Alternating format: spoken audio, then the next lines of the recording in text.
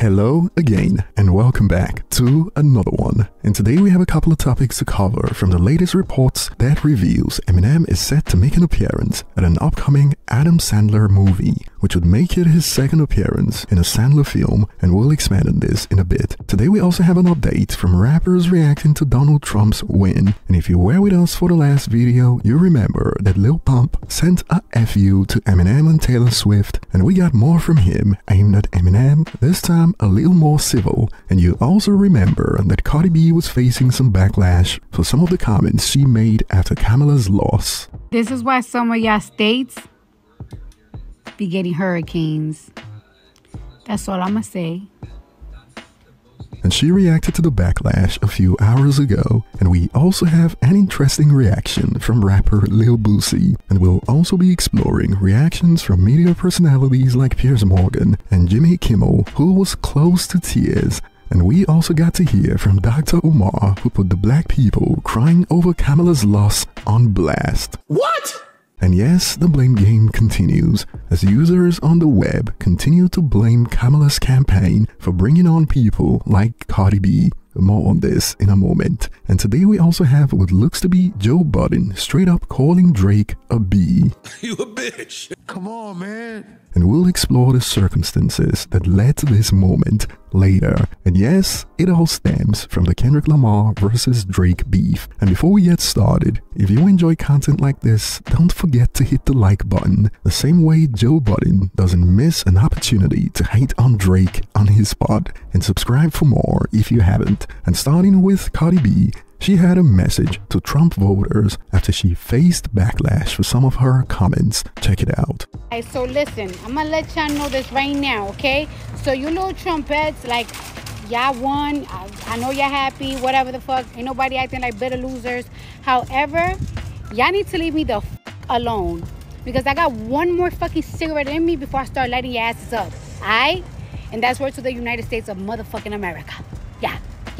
And of course, she's still getting blasted. Check this out, for instance. Nah, celebrities stay silent about politics for so damn long, and then they endorse Kamala, and now they're annoyed at the response after she lost. Should have never spoken up about politics if you can't handle people's opinions. F you, Cardi B. And believe it or not, it is not just Trump voters coming for her, as we got users going viral on social media making claims about how Kamala lost because she invited rappers like Cardi B to her rallies. I mean, check this out, for instance. Honestly, I knew Kamala was going to lose when I seen the decisions that her sorry campaign team were making days before an election.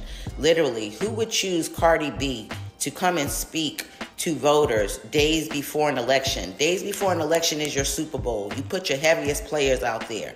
Cardi B was struggling to read from a damn cell phone at an official event. Let's not even talk about her damn background. She wasn't even suitable to be up there speaking to the general public. That's how you alienate people. Even bringing Meg Thee Stallion was alienating, right? Because there's a lot of issues around Meg Thee Stallion right now. So if Kamala's team really wanted to win, they would have rode with the Beyoncés, with a Mary J. Blige, with a Smokey Robinson, you know, people who don't rub people the wrong way. That's what you do during politics. But to have Cardi B, who literally got off that platform and went to Twitter cursing and threatening people's lives, not even, you know, hours later, is ridiculous. Whoever her campaign team were jokes. And we got Lil Pump still talking about Eminem and Taylor Swift after Trump's win, and after he posted, "Thank you, Joe Rogan. Thank you, Elon Musk. We freaking did it. Make America great again, 2024. And he added, "Taylor Swift, it is all love. You win some and you lose some. Same to you, Eminem." And we got Lil Pump's latest attempt to be more civil, bogged down by typos. And we got rapper Lil Boosie out here sending a request to Trump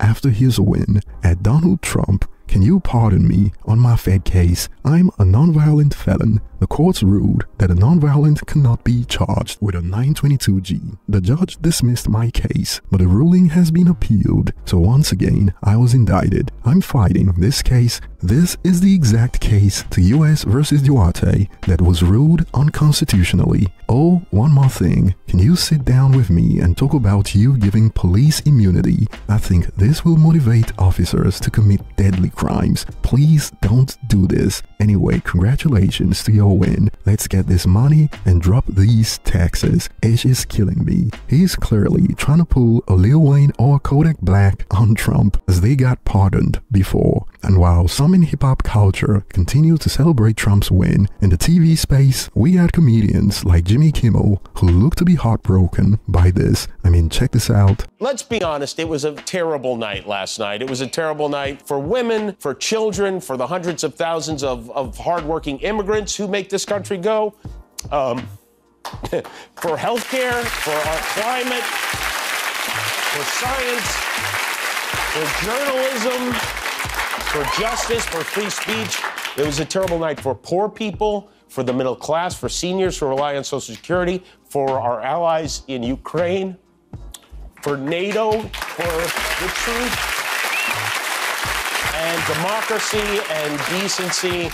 And it was a terrible night for everyone who voted against him. And guess what? It was a bad night for everyone who voted for him, too. You just don't realize it yet. And even Stephen Colbert feels the same way, but not Piers Morgan. He reacted to Colbert's report with, "Judging by the result, most Americans are feeling great. These hyper-partisan, Trump-loathing late-night guys have all been exposed as painfully out-of-touch chumps. They should be replaced with comedians who don't take political sides and just want to make people laugh." And more, the Democrats ran a terrible campaign with 2 terrible nominees and got the terrible drubbing they deserved. And upon seeing that Trump also won the popular vote after the election, Piers Morgan added, "One thing's indisputable, nobody gives a stuff about celebrity political endorsements anymore. In fact, I think they actively encouraged people to vote against that candidate." And right now, we also got Dr. Umar going off on black people who are sad about Kamala Harris losing the election. Peace and Pan-Africanism. And by no means am I intending to beat a dead horse. But my Democratic Party plantation slaves, I'm having a little bit of a problem with the fact that y'all crying over Kamala Harris, but y'all not crying over that $30 million that the Divine Nine gave her in one night to pay for campaign ads and commercials. If you gonna cry, don't cry because a white racist political party lost the election. You should be crying because the Black Greeks gave Kabamala $30 million in one night that the black community can never get back. That the black community can never get back. Why don't you cry about the $30 billion black women in particular, but black men as well, spend on beauty and hair products? Why don't we cry about all these black girls who are being sexually trafficked in this country? Why aren't we crying about all the homeless black women with children living on the street? Why aren't we crying about all the young black men who are losing their lives to senseless violence? Are we crying like this for these lynching victims? Are we crying like this for these police genocide victims? But you crying for Kamala Harris? But you not crying for the $30 million the Divine Nine gave her to pay for useless commercials and ads, the money from which she's never getting back? Can we please stop the nonsense? Can we please get organized? Black queens forever, snow bunnies never, Pan-Africanism a perish. I'm the new leader of Black America. You either with me or you against me. And of course, this sparked heated debates. And moving on to what led to Joe Budden calling Drake a B, here's a quick summary. Basketballer DeMar DeRozan was reportedly close friends with Drake when he used to play for the Toronto Raptors. But DeMar is also from Compton, and he made an appearance in Kendrick Lamar's Not Like Us music video. Lamar now plays for the Sacramento Kings, and during a recent game that Drake attended, the two had a clash, and Drake made these comments over his quote betrayal. Yes, if you ever put a DeRozan banner up, I'll go up there and pull it down myself. That's the answer to your question. And this was his response to Drake's comments. Drake in tonight's broadcast, DeMar, in tonight's broadcast, Drake said, if you ever put up the DeRozan banner up, I'll go up there and pull it down myself. What's your reaction to that? Well, he gonna have a long way to climb to take it down, so tell him good luck. And we got to hear Joe Budden's take on this in a snippet where he also called Drake a B for how he's handled the fallout with his former friend. Check out snippets from the Joe Budden podcast. Drake is the type to not answer the phone after I hit unfollow on LeBron and all these niggas. Because I do think there's some people that really love him, i.e. LeBron and some other names. I'm sure they tried to reach out to him. Why didn't he show up to LeBron's game the night before and do the same shit? He might My have been relationship there for the with Vince DeMar Carter shit, right? DeRozan, who lived in Toronto for mad years, could be different than my relationship with LeBron James. This nigga lived in my city. And it like Joe just said, it might not have had to do nothing with DeMar. It was Vince Carter night. Wait, that's true. I'm That's here fair. for That's this. fair. And you're here. And you here. I don't fuck with you, bro. And I'm giving pushback. Now I'm gonna sound like a hater, but fuck it. They know me as a hater. I'm giving pushback to that whole "it's my city" shit. I don't want to hear that shit. I don't think Drake was Drake when he got there. Nah, Drake was Drake when he got there. Yeah, he was. Even I if don't it wasn't know when he that got to be there, true. Look, even when he got there, I might not have been Drake. While he was there, I became Drake. Let me clarify my position. I do believe that Drake should feel however the fuck he wants about it. I'm not arguing the other side. Drake should 100% feel a way. I talked you out of depression on my couch. Yeah, you know he made that nigga soup or something. Charcuterie. Yeah, DeMar DeRozan was sad as hell. Here go Drake. Do you eat hoagies? Would you like a hoagie? How about some and hookah? figs? How about a hoagie and hookah? So I'm not mad at him feeling. He should feel a way. It's never the conflict. It's the inability to navigate conflict. What he did with the conflict is where I'm like, and not even because I've already came to the conclusions I need to come to about him. But all that standing at the game, the ice grilling the face, the mumbling under the breath, like we niggas and we respectful, so we ain't gonna say it. But you a bitch. Like it ain't. I ain't even about to try to sit here and do a bunch of unpacking. Use. Like, he went to the game and cut his eyes.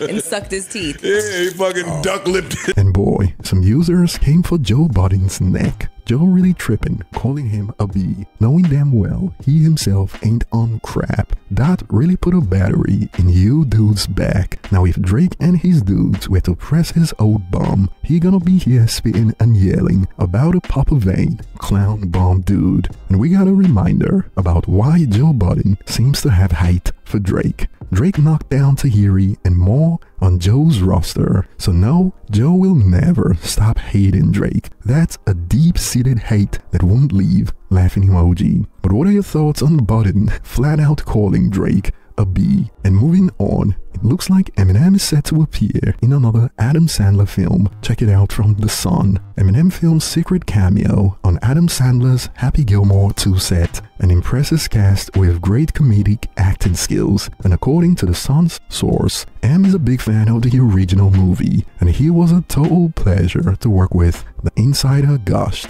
He was just super low-key, he didn't have a big entourage, and was just an absolute delight on set. The insider added that the rapper was very easygoing and was fine with all the takes. He has good comedic acting skills, the source said. He's playing a comedic role, and he really had fun with it. It was a quick turnaround for the son of Detroit's in the Garden State. He flew in just for this the night before and left the following night. It was a one-day shoot, per the source. And this is a reunion for Eminem and Adam Sandler since Eminem appeared in 2009's Funny People. Check out a snippet from the film. You know what?